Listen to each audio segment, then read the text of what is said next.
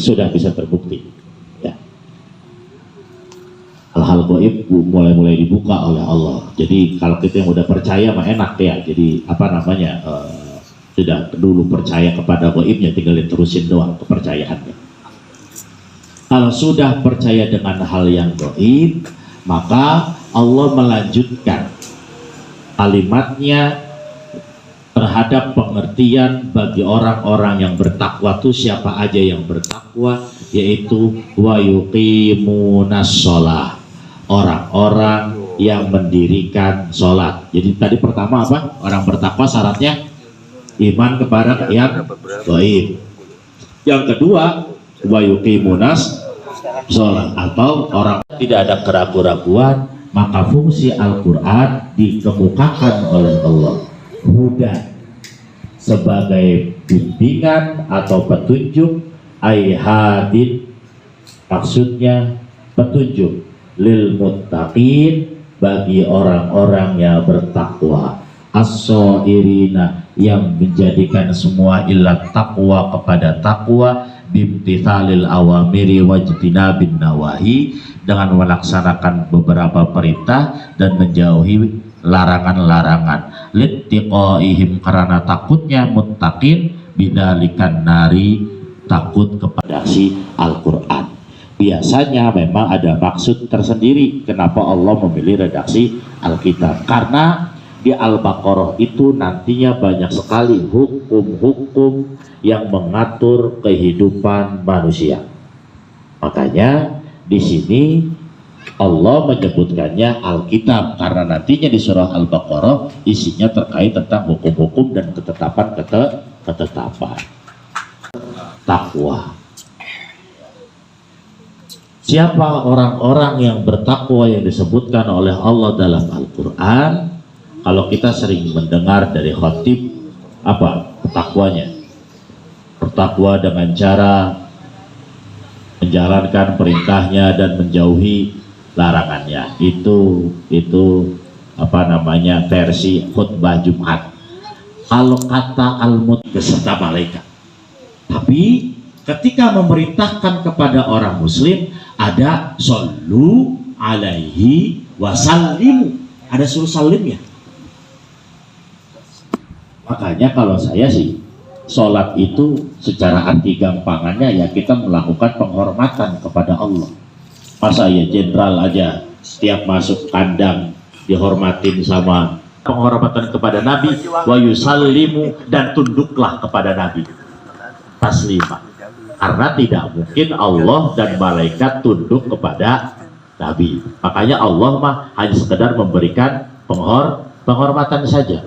Allah saja menghormati kepada Nabi, ya udah, ya ayyuhalladzina amanu, apalagi manusia harus lebih menghormati pada Nabi.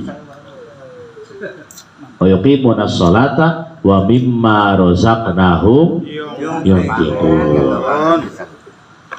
Selanjutnya, kalau sudah beriman kepada yang gaib kemudian mendirikan sholat, maka selanjutnya kita yang termasuk ke dalam orang-orang yang bertakwa, wa mimma razaqnahum yunfiqun, dan sebagian dari apa yang sudah kami rezekikan kepada mereka, a'tainahum, kami sudah memberikan kepada mereka, yunfiquna, mereka menafkahkan fi ta'atillah, di dalam taat kepada Allah. Uniknya saat mengatakan yunfiqun, Allah itu menyebutkannya dengan sebutan mimma. Mimma itu artinya sebagian dari sebagian apa yang telah Allah kasih rezeki kepada orang bertakwa, enggak semua. Yunfiqun bahasanya nafkah, bukan apa yuzakun atau yusaddiqun, sodako, bukan, tapi bahasanya infak, menafkahkan. Apa bedanya infak sama sedekah? Nah itu dia. Nah, apa bedanya infak sama sedekah? bedanya namanya doang beda. Ininya mah sama, ngasih-ngasih juga. Sama yang kalian. Iya. ada duit, infak, ada sedekah, ada zakat. Iya, nah, coba nih. Coba kita sama-sama belajar mengartikan kata infak, sodako sama zakat. Ini gampangannya. Kalau infak mah, kalau ada kata-kata infak itu pasti kaitannya sama materi. Infak, macam iuran. Ya, duit, tanah, apalagi infak Iuran. toa, infak salon, infak makanan, semuanya materi. Infak mah harus materi. Infak bisa dikatakan infak itu materi. Ya, kalau sodako itu tidak harus materi. Ya. Senyum sodako, beresin apa namanya Lantai. duri ya di jalan namanya sodako, nyapu sodako. Tapi infak mah enggak, infak mah kaitannya sama harta sama materi. Terus apa bedanya sodako sama zakat? Kalau zakat mah ada kadarnya. Materi juga. Oke, ada. Kalau zakat mah ada kadarnya, namanya nisab. Punya emasnya berapa gram? 85 gram baru Boleh zakat. baru wajib zakat. Ada nisabnya. Kalau sodakoh mah bisa jadi ada nisabnya, bisa jadi tidak ada nisabnya. Kalau sodakoh sunnah tidak ada nisabnya, nggak ada ukurannya. Sodakoh di masjid tiap hari Jumat misalnya, nggak ada nisabnya. Apakah goceng, ceban, gocap, cepek, tego 200.000? Nggak ada nisabnya. Namanya sodakoh sunnah. Kalau zakat ada nisabnya, ada haulnya. Nisab ukuran maksimalnya, haul ukuran waktunya. Ya, jadi ibu-ibu kalau punya emas sudah 85 gram nih, mau setahun emasnya jual 10 gram biar gak kena zakat. Jangan. Cara ngelahinnya begitu supaya gak kena zakat. Kurangi segram. Iya, kurangi. Iya, punya emas 83 sampai 85 gram udah mau setahun nih, wah sebulan lagi setahun, tak kena zakat, jual 10 gramnya biar gak kena zakat. Ngelah biar gak kena zakat. Di Fathul Mu'innya makruh tuh, begitu tuh, makruh. Orang punya emas pas udah mau setahun, mau senisab, mau haul, dijual dengan tujuan tidak kena zakat, maka hukumnya makruh. Ini Rumah anaknya. kalau sudah beriman kepada yang gaib. Kemudian yang kedua apa tadi? Wa yuqimunas sholata, menjalin komunikasi vertikal kepada Allah, karena sudah percaya bahwa ada Allah, bahwa Allah menciptakan hal yang gaib. Kalau sudah percaya kepada Allah dan menjalin komunikasi vertikal, maka komunikasi tersebut harus dilanjutkan dengan berbagi seksama. Wa mimma rozaqnahum yunfiqun. Mimma itu gabungan min dan ma. Min itu artinya sebagian, enggak semuanya, enggak. Yang dinafkahkan itu enggak semuanya. Wa mimma sebagian aja. Rozaqnahum. Kenapa Allah makanya rozaqnahum, yang kami berikan rezeki kepada mereka? Ini untuk mengkanter orang-orang yang merasa bahwa apa yang dia miliki, apa yang dia dapatkan, apa yang dia punyai itu hasil kerja dia. Jadi apa yang dimiliki oleh orang-orang itu secara hakikinya semuanya adalah dari apa yang diberikan oleh Allah. Jadi bukan apa yang kita usahakan, tapi semuanya itu dari apa yang sudah diberi oleh Allah Subhanahu wa Ta'ala. Makanya Allah mengatakannya wa mimma rozaqnahum yunfiqun, yang sudah kami kasih rezeki, bukan Anda yang nyari rezeki. Bukan Anda yang dapat rezeki sendiri, kami yang ngasih. Ya. Kalau udah nyari-nyari juga ternyata masih susah-susah juga, kan berarti rezekinya memang dari Allah. Ada orang yang nggak kerja-kerja, ya enak aja hidupnya, duitnya banyak. Ada. Itu bukti bahwa yang ngasih rezeki adalah Allah Subhanahu wa Ta'ala. Jadi wa mimma razaqnahum yunfiqun ini itu ada jiwa sosialnya. Jadi harus ada hubungan horizontal. Setelah beriman kepada yang gaib, dilanjutkan dengan komunikasi vertikal kepada Allah, dilanjutkan dengan komunikasi horizontal sesama manusia. Jadi hablum minallah wa hablum minan nasnya harus sepaket. Kalau kurang satu sih gimana? Beriman kepada yang gaib, beriman. Sholat enggak? Sholat. Tapi nggak mimma rozaqnahum yunfikun, berarti belum termasuk kepada orang-orang muttaqin. Kurang satu, namanya tetap bukan orang muttaqin. Sholat doang rajin, tapi nggak pernah infak, nggak pernah sedekah, nggak pernah zakat, belum muttaqin. Zakat doang rajin, sholatnya kelewat, bukan muttaqin. Harus sepaket, karena ini paket, nggak boleh dipisah. McD aja di McD kalau kita beli paket tapi mintanya misah, nggak jadi, nggak boleh, emang harus paket Pak belinya Pak, ya.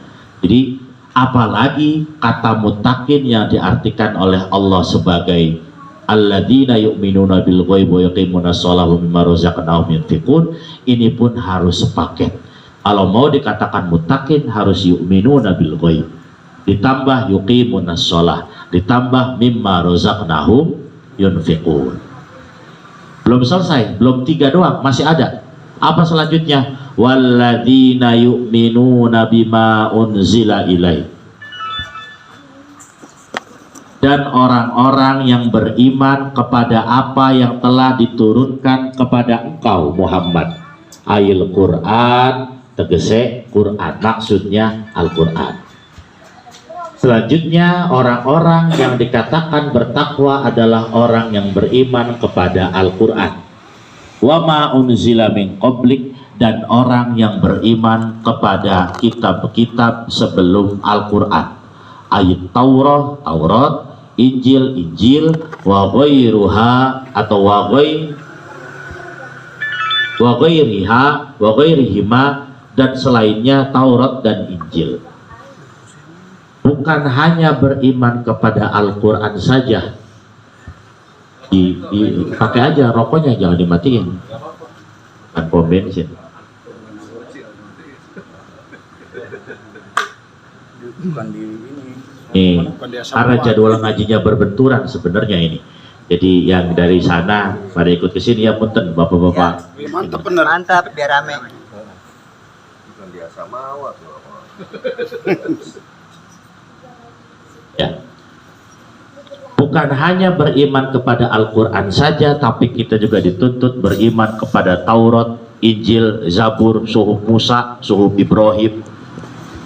Harus diimani juga bahwa Allah dulu juga menurunkan kitab-kitab suci kepada para pendahulu Nabi Muhammad Sallallahu Alaihi Wasallam. Jadi intinya jangan mencaci Injil, jangan mencaci Taurat, jangan juga mencaci Zabur. Tidak boleh, tidak dibenarkan, karena kitab suci itu diturunkan oleh Allah kepada nabi-nabinya juga, ya. Karena mereka juga punya kitab, bukan kita doang yang punya kitab. Dan terakhir dari kisi-kisi lagi. Terakhir dari kategori orang yang bertakwa, Allah menyebutkan wabil akhirati hum yuqinun, dan kepada hari akhir orang-orang yang bertakwa itu yuqinun.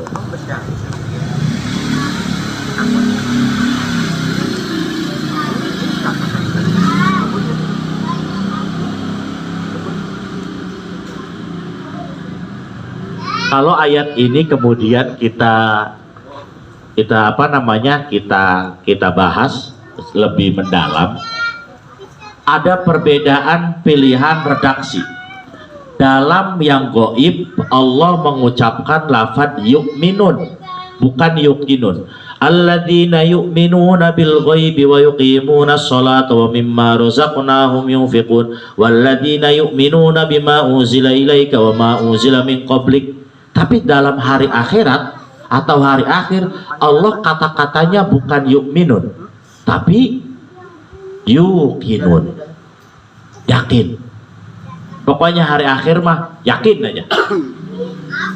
Kenapa Allah kemudian memilih redaksinya dengan kata yakin,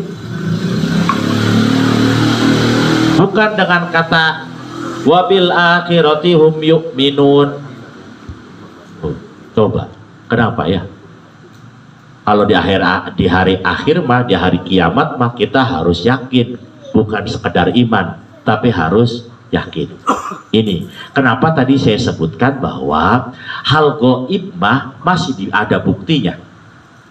Ketika Allah memerintahkan kita beriman kepada yang gaib, itu pasti Allah akan menunjukkan buktinya. Bukti bahwa kita punya masa depan, entar tuh ada nih masa depan lu nih, pas kita udah gede, oh iya ini masa depannya, oh ini takdirnya. Beriman kepada kitab-kitab suci Allah, ada kitabnya.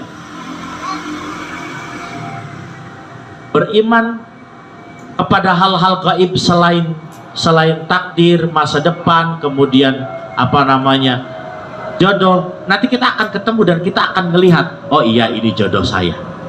Dan sudah terbukti keimanan kita dengan buktinya itu ditunjukkan oleh Allah sebelum kita meninggal dunia. Tapi untuk hari akhirat mah kita mau buktiin secara nalar. Imam Mahdi mau turun.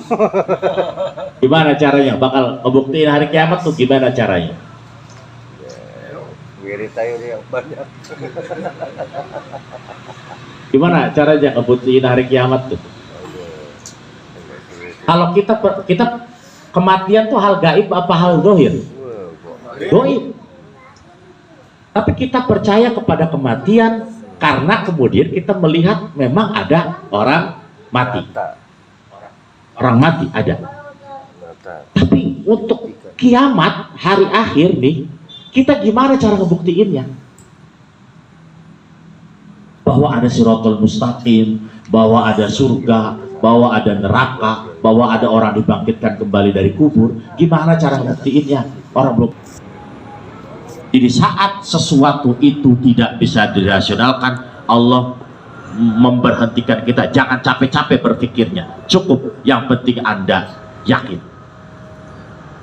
Makanya beribadah kepada Allah itu pun wa'bud rabbaka hatta ya'tiyakal yakin. Beribadahlah kepada Tuhanmu sampai datang kepadamu yakin. Karena yakin itu tingkatannya di atas iman. Kalau iman kudu ada bukti, ada buktinya dulu baru beriman. Tapi kalau yakin tanpa ada bukti pun tidak bisa dirasionalkan pun, Allah mengucapkannya yuqinun. Makanya Allah memilihnya kata yuqinun, yakin. Siapa yang bisa membuktikan hari kiamat tuh? Siapa bisa membuktiin? Menggambarkan hari kiamat kayak gimana? Gak ada yang bisa. Ya. Kapan terjadinya hari kiamat? Nggak ada yang tahu.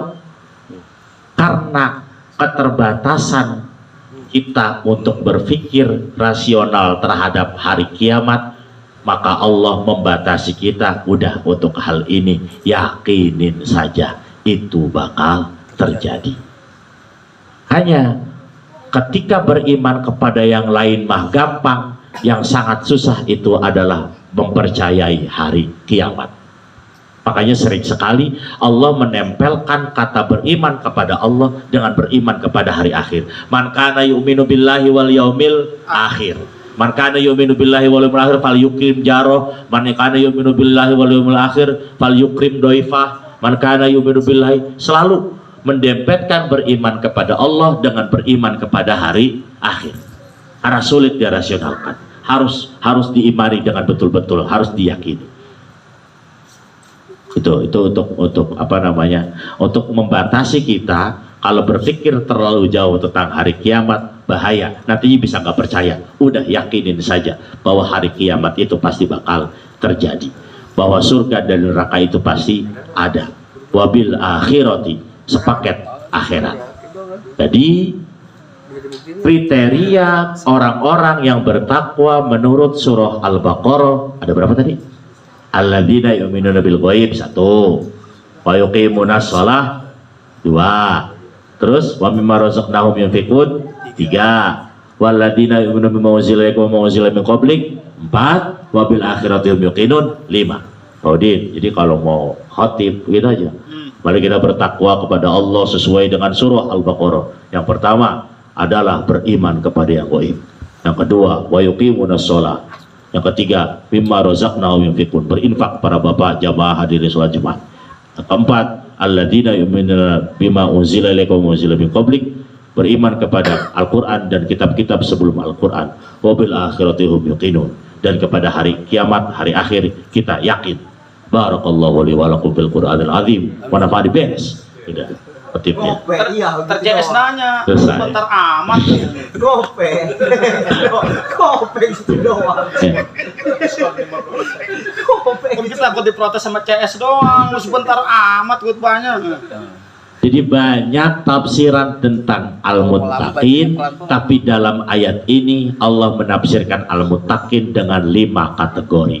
Kalau 5-5-nya kita lakukan, Allah punya janji.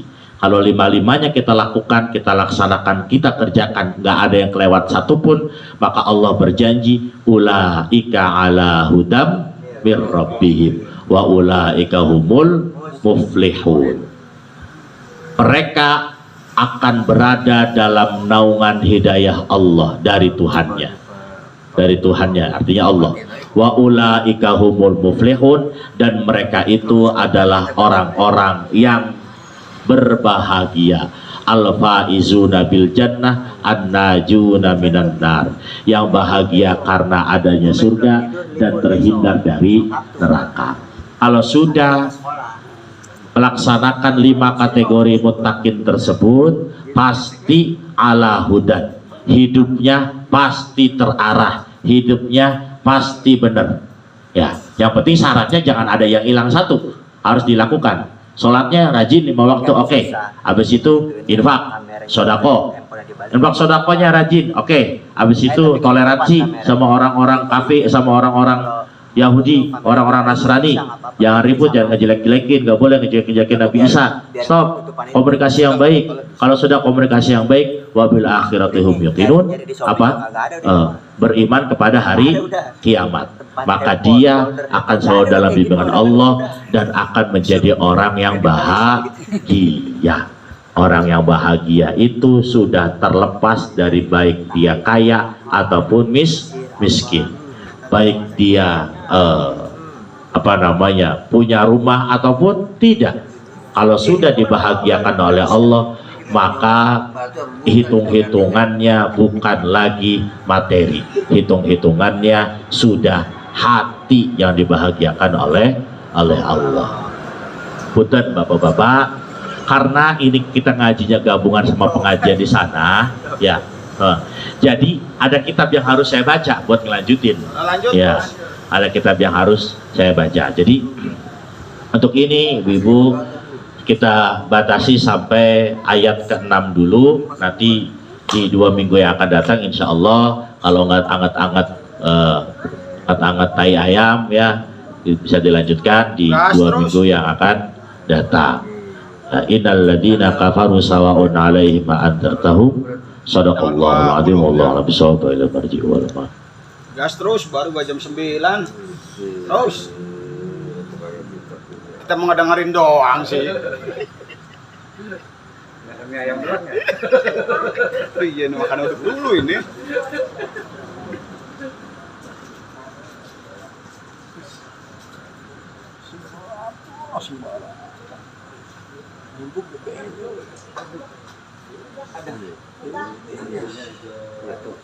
Iya kan dari tadi nih. Biasa rambut nggak digituin, megang kamera tangan kiri. Ini mau di mana kali itu? Iya. Aku dari tadi kalau tahu di koparan kiri mau yang di sini dikepret lagi ternyata. Bang Wahyu, Bang Herman, Bang Habib Puroji, lanjutan kemarin tentang kemarin itu apa? Waktu-waktu sholat atau syarat-syarat sholat ya. Ini kitabnya kitab Fathul Qorib, tapi saya makainya Toseh. Kitab Fathul Qorib punya adik namanya Matan Takrib, Odin. Matan Takrib disarahinnya namanya Fathul Qorib. Fathul Qorib disarahin lagi, sarahnya namanya Toseh. Toseh mah dikarangnya oleh Syekh Nawawi Al-Bantani, Syekh Nawawi Al-Bantani Tanara. Fi arkanis sholati, bosan sebenarnya bahasnya, ada rukun sholat lagi. Waduh, itu penting. Iya. Dalam menjelaskan beberapa rukun sholat, wa taqaddama makna sholati, dan telah dahulu makna sholat logotan baik secara bahasa wa syar'an ataupun menurut syarat. Wa arkanus sholati thamaniyata asyara, rukun sholat 18 coba hitung 18, bener nggak 18 ya? Bijahlit tumakninah ruknan mustaqillan fil adila fil hukmi wa niyatul khuruji ruknan. Dengan cara, kenapa jadi 18 banyak amat? Menjadikan tumakninah dalam rukun, jadinya 18. Sujud tumakninah, ruku tumakninah, itidal tumakninah, apalagi duduk di antara dua sujud tumakninah, itu masuk ke dalam rukun, baru jadi 18. Sama niyatul khuruji, niat udahan sholat, masuk dalam rukun. Pernah nggak kita niat udahan sholat? Nggak tahu. Udahan sholat tahunya assalamualaikum ya. Iya. Saya tuh iya. Pernah nggak niat udahan sholat? Ada ulama yang mengatakan bahwa niat buat udahan sholat itu rukun. Niat udahan sholatnya, kalau sholat assalamualaikum warahmatullahi wabarakatuh, hatinya ngomong udahan sholatnya, rukun itu. Kalau assalamualaikum warahmatullahi wabarakatuh melongo ngelamun ya nggak sah sholatnya, berarti batal, itu nggak ada niat udahan sholat. Sebagian ulama mengatakan harus ada niatul khuruj, niat udahan sholat, bagian tapi nggak semuanya ya. Karena ada yang mengatakan bahwa kalau udah salam ya berarti udahan sholatnya. Ahaduha, salah satunya an-niyatu, niat. Rukun yang pertama dalam sholat adalah niat. Wahia, yang namanya niat itu mutlaqul qasdi, memutlakan maksud. Syar'an, dalam syaraknya, qasdu syai'i alladhi yuridu fi'lahu, menyengaja sesuatu dengan berharap melakukan sesuatu, muktaronan bi fi'li, berbarengan dengan melakukan pekerjaannya, itu namanya niat. Kalau nggak berbarengan mana namanya bukan niat secara fikih. Besok mau ke Bali lah, udah belum ke Balinya? Belum.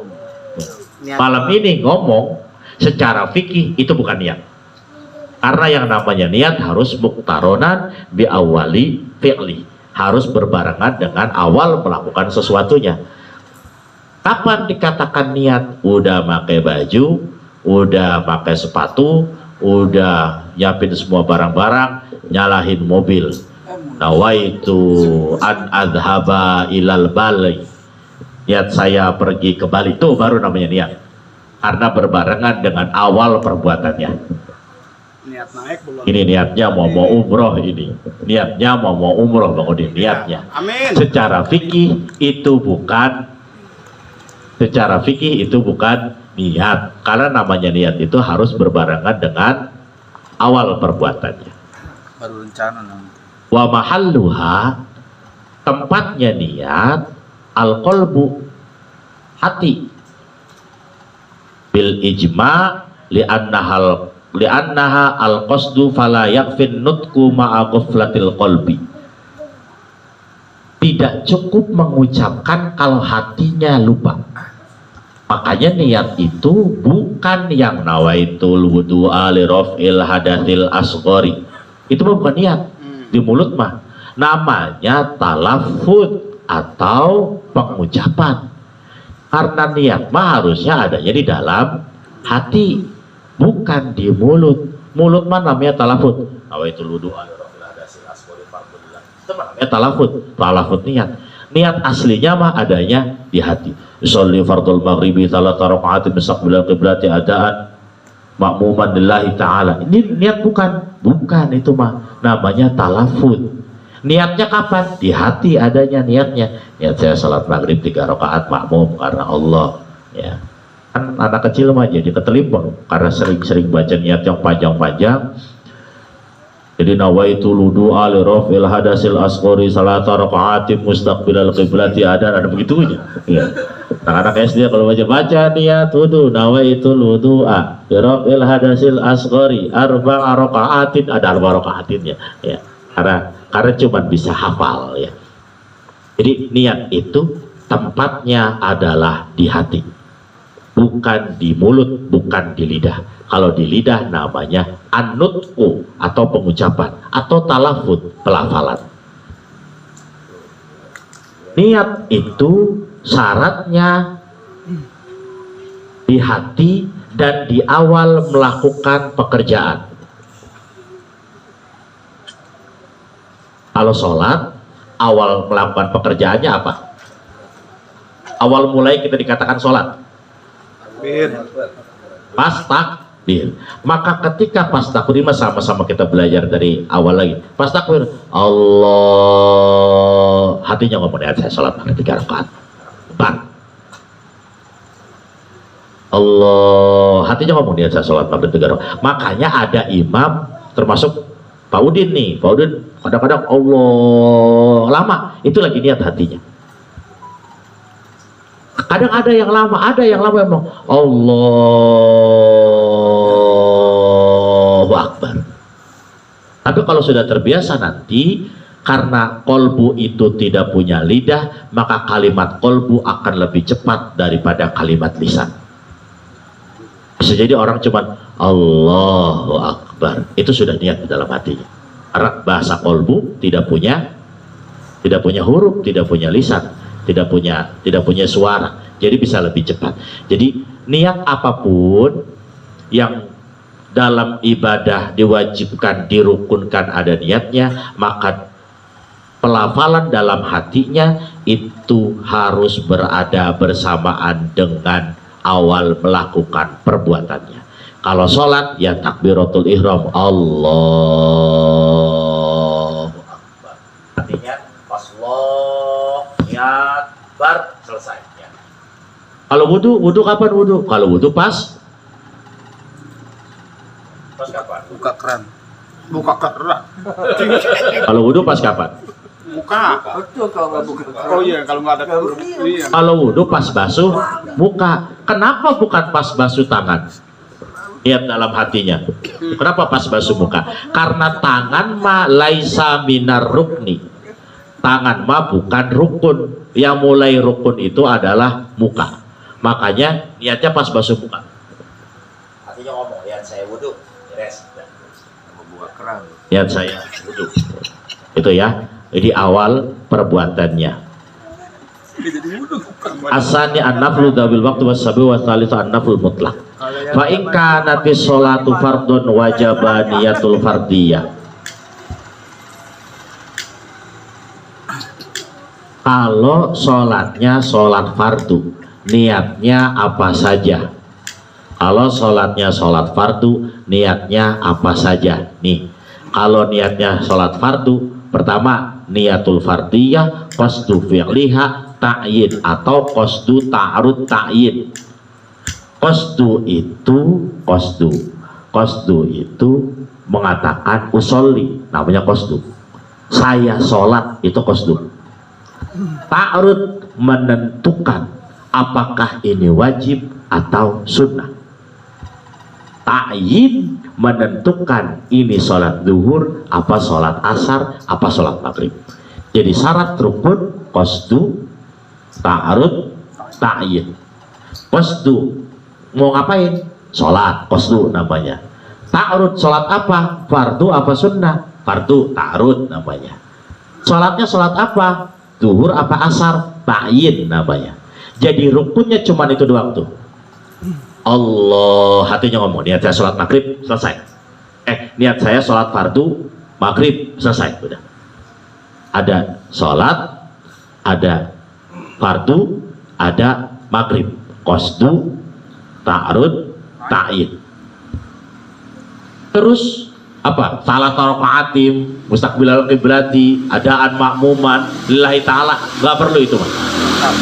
Ya. Nggak masuk dalam kategori rukun. Kalau itu dibaca panjang semua boleh nggak? Silakan. 4 sehat 5 sempurna. Ya, sampai mustaqbilal qiblati boleh, nggak apa-apa. Jadi yang rukunnya hanya qasdu, ta'arud dan ta'yin. Jadi kalau kelamaan takbir Allah diajak kelamaan sampai menghadap kiblat makmum karena Allah, kepanjangan itu mah. Udah cukup kalau sholatnya berjamaah, niat saya sholat fardu maghrib makmum bar akbar Allah, sholat fardu maghrib makmum bar. Kalau imam luar kutub.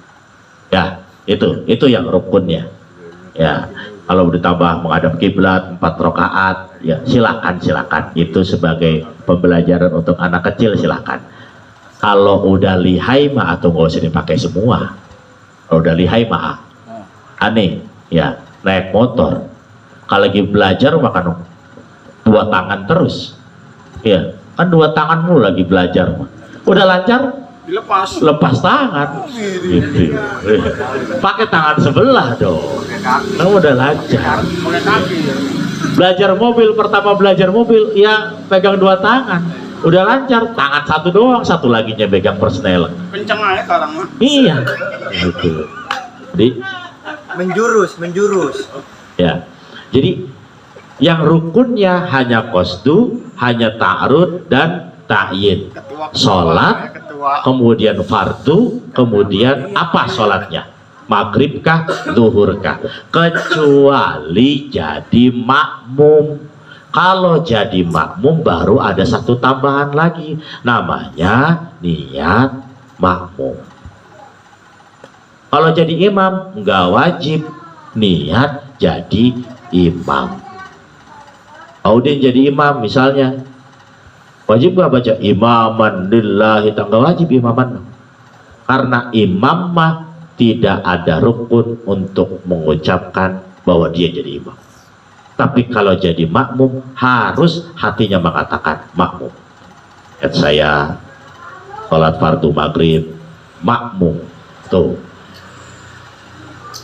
Lihat saya sholat fardu maghrib makmum. Ya, kalau imam nggak usah. Lihat saya sholat fardu maghrib bar akbar, selesai. Kecuali imam sholat Jumat. Kalau imam sholat Jumat baru, karena sholat Jumat wajib berjamaah. Baru kalau imam sholat Jumat wajib ada imaman lillahi ta'ala. Wajib harus ada imamannya, harus ada imaman. Kita bukannya niat kita jadi imam, Pak. Niat saya sholat maghrib 3 rakaat menjadi imam. Lalu Allahu Akbar. Kalau nggak disebut imam ya. Iya, tapi dalam sholat fardu mah tidak wajib membunyikan imamnya, tidak wajib menggeretakkan hati untuk mengatakan bahwa saya jadi imam. Gak wajib. Tapi makmum mah wajib. Niat. Beda nih. Sok, Sari silakan. Kenapa alasannya? Ya. Karena orang sholat sendiri. Saya sholat sendiri di masjid di sholat zuhur. Niat imam nggak saya sholat sendiri? Ada sendiri, Pak. Iya kan, nggak kan? Iya. Tapi kalau saya sholat sendiri, tapi saya niat imam itu boleh. Iya, betul kalau itu mah. Sependapat. Iya. Iya. Saya sholat sendiri, Iya. nggak niat jadi imam. Datang orang noel, otomatis jadi imam. Karena Pak Udin udah berdiri di depan, udah ada yang mengakui bahwa ono imam saya, maka saya tidak perlu mengakui bahwa saya imam. Coba anu nggak ngaku kok nggak sebutin.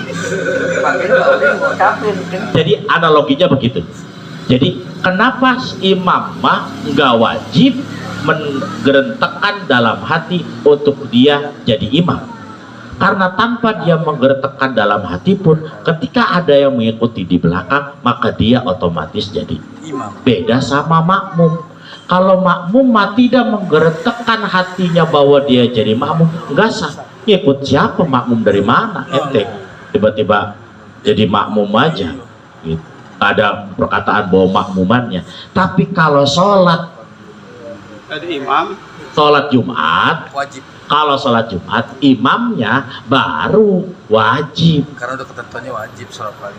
Berjamaah. menggeretekkan dalam hatinya untuk menjadi imam. Karena sholatnya nggak mungkin sendirian. Iya, niat saya sholat maghrib 3 rakaat ya. Kalau setelah sholat jamaah, terus ada yang makmum nih, satu ada imam, terus satu lagi imam makmum, satu tempat. Jadi 2 imam kan. Ya, ada 3 Jadi imam. setelah sholat zuhur jamaah selesai. Jadi balapan. Jadi yang ini ada imam makmum, terus ada seorang lagi baru datang. Imam lagi. makmum. Boleh nggak gitu? Dalam satu Ribet malaikat Itu iya. harusnya kan dia ikut aja tidak ada gitu lah. Secara fikih Jadi dia bikin mah, baru gitu, secara bikin fikih baru. mah sah. Secara fikih mah sah. Kita lagi bicara fikih. Iya, Secara iya. fikih sah. Cuman secara etika Nah. kayaknya nggak enak. Karena Ya, lagi ada nasi. ada 2 supir.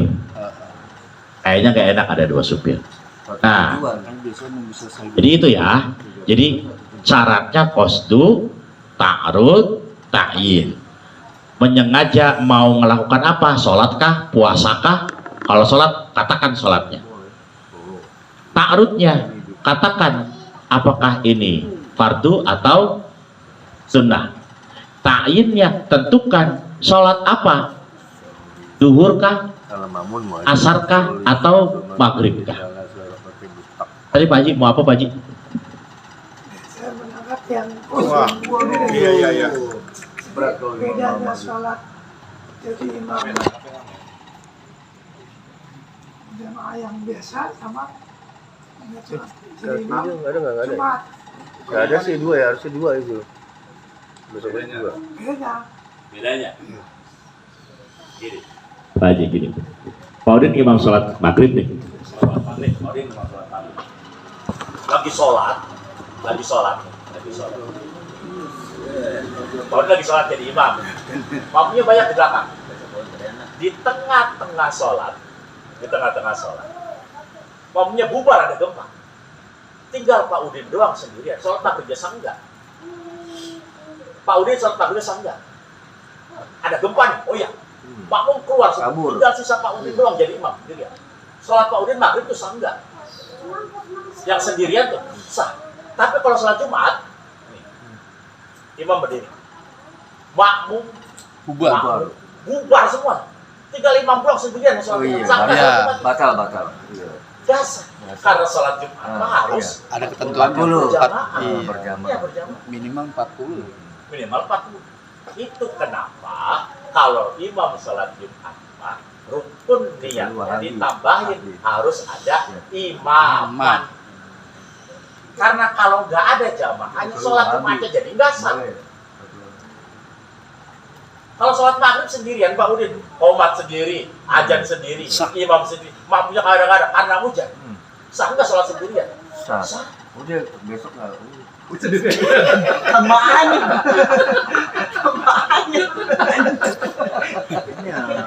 Aja sendiri. Diborong ya. Hujan. Tambah aja. Ya, Ya. Coba CS ada pertanyaan. Pas.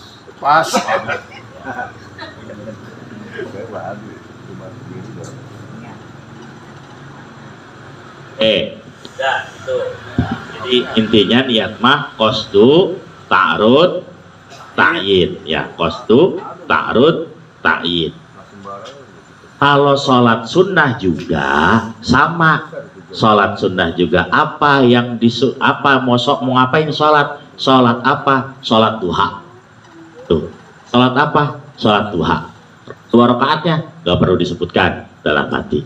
Karena udah tahu bahwa sholat duha itu adalah sunnah, maka kata sunnahnya boleh dihilangkan. Nggak perlu ya. niat saya sholat duha atau niat saya sholat sunnah duha. Yang sempurna adalah niat saya sholat sunnah duha. Dari sebut rokaat ininya 2 rakaat. Kalau sholat fardu mah, kalau sholat fardu nih, kalau sholat, kenapa nggak harus disebutkan 2 rakaatnya, 3 rakaatnya? Karena sholat duhur udah pasti 4, sholat maghrib udah pasti 4, sholat subuh udah pasti 2. Kalau bilangan sholat yang belum pasti bilangannya, kayak sholat duha, boleh nggak sholat duha langsung 4 rakaat? Boleh. Walaupun sunnahnya tetap 2. Kalau sholat sunnahnya itu yang memang bilangannya tidak ditentukan, maka harus disebutkan bilangan rakaatnya. Itu Udah nggak ya. paham itu. Udah nggak paham. Apa yang nggak paham? Ya kalau udah dari sana udah tulis kalau dulu. Kayak sholat minta hujan, sebutkan sholat minta hujannya. Audzati sababin kal istisqo, kayak sholat sunnah istisqo. Wajaba qasdu fi'lihi wa ta'yinihi, maka harus menyebutkan, melakukan sholat istisqa dan menentukan at-tarawih wa duha wal witri au bil idhofati ka'idil fitri. Sholat idul fitri itu harus tentukan sholat apa? Sholat idul fitri. Sholat apa? Sholat tarawih. Sholat apa? Sholat duha. Sholat apa? Sholat witir. Nah, inilah bedanya Syafi'i dengan madhab yang lain yang tidak merukunkan niat dalam ibadah. Karena niat itu adalah membedakan antara yang ibadah dan bukan ibadah. Mandi bisa dapat pahala kalau kita niatin. Tapi mandi akan hanya sekedar mendinginkan badan kalau enggak kita niatin. Mandi habis naik. Ya, jadi niat itu mampu membedakan mana adat, mana ibadat. Mana adat, mana ibadah. Dibedakan oleh adanya niat. Niatkan semuanya ibadah, dari melek sampai tidur lagi udah jadi ibadah semua. Itu mah. Ya, makanya niat membedakan antara adat dan ibadah. Adat nggak dapat pahala, tapi kalau ibadah dapat pahala.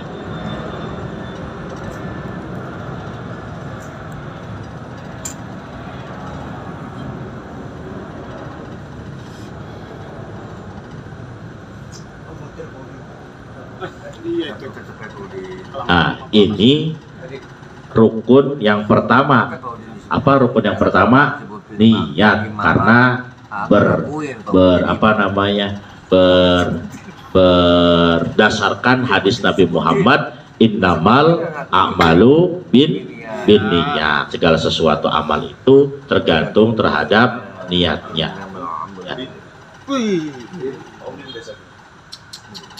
Boleh enggak menentukan niatnya itu ada orangnya?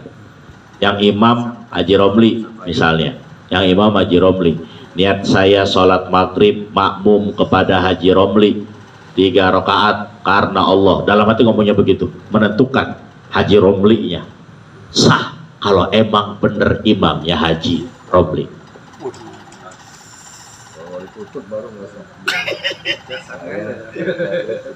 Tapi kalau kita ngomongnya niat saya sholat maghrib 3 rakaat makmum kepada Haji Romli, celetuk yang maju Pak Udin, ternyata nyerobot bahaya maju ke depan lah. Imamnya Pak Udin ini batal sholat. Kayak main lagi ya tuh di Banten nyerodok jadi imam.